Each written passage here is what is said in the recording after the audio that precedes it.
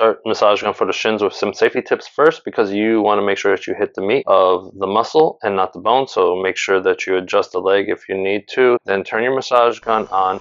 Use your non-working hand to protect, so that way you don't injure the bone or joints, and that's what the non-working hand is for. Then you go up and down the muscle. That non-working hand follows the working hand. Make sure that you're hitting the flesh.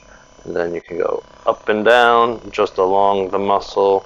Watch my videos on warm up and cool down if you need to know more about massage gun for warm up and cool down. But this is the basic technique for either warm up or cool down.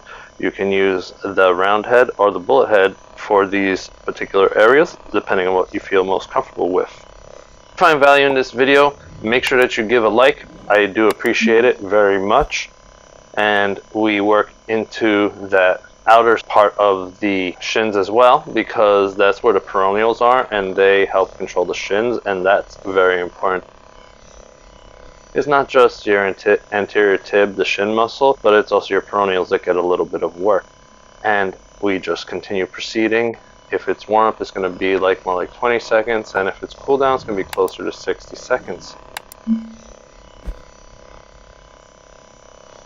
Make sure you subscribe so that way you can check out other videos on massage gun in various parts of your body.